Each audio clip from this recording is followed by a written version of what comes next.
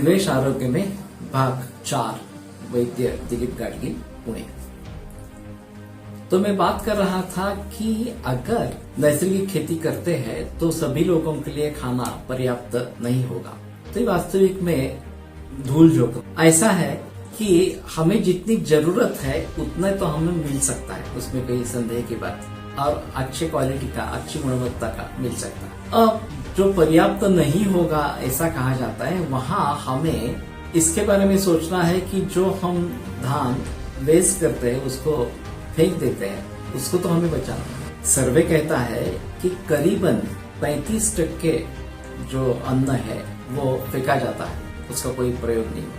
और आश्चर्य की बात है कि बुफे डिनर में भी जब हमें जो चाहिए, जितना चाहिए इतना लेने की अनुमति है, फिर भी लोग ज्यादा ही ले लेते हैं डिश में और फेंक देते हैं। तो ये तो बात नहीं होनी चाहिए कि इस प्रकार का खाना फेंकना पड़े, ये बात तो नहीं होनी चाहिए। अगर ये 35% जो है वो भी अगर बच जाएगा तो काफी हमारे लिए धान्य उपलब्ध इस प्रकार का हो। और वैसे थोड़ा सा अंदाजा लेकर खाना बनाना है, कितने लोग घर में है, किसको कितनी जरूरत है, ये सभी देखकर जितना पर्याप्त है उतना खाना अगर बनाते हैं तो फिर ये फेंकने की बात नहीं आएगी। दूसरी चीज ऐसी है कि हमारे यहाँ सावकाश खाना चाहिए, इस प्रकार का निर्देश है आयुर्वेद में। तो अवकाश यानी कि रिक्तता, उनका कहना है कि 1/3 हिस्सा स्टमक का जो है आमाशय का वो रिक्त छोड़ना है।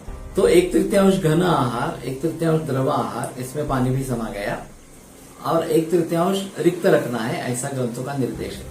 तो इस प्रकार से अगर करते हैं तो खाना काफी बच जाता है।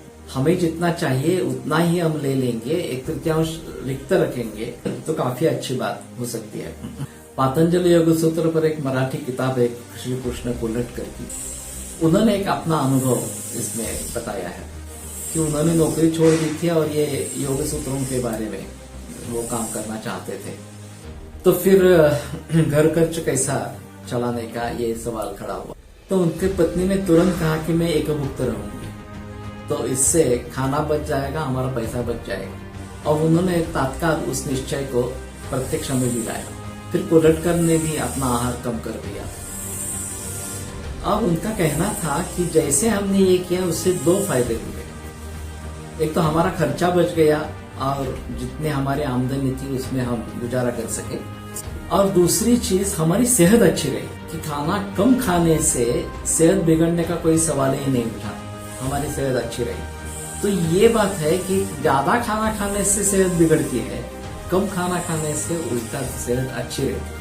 तो जो ये सावकाश कहा गया है कि अवकाश सहित खाना खाओ, 1/3 रिक्त रखो, तभी आपको अच्छा इस प्रकार का होगा। तो ये अगर पूरे समाज में इसका अनुकरण हो जाता है तो अच्छी बात होती है। लेकिन होता है ऐसे कि हम लालच में आकर ज्यादा ही खाना खा लेते, और सच्ची भूख और झूठी भूख इसमें हम अंतर करना नहीं जानते। सच्ची भूख वो है कि जहां हमें जो खाना पसंद नहीं है बिल्कुल, वो भी खाने के लिए हम तैयार हो जाते हैं। और झूठी भूख जो खाद्य पदार्थों पर निर्भर है, टेम्पटिंग है, तो वो झूठी भूख इस प्रकार की है।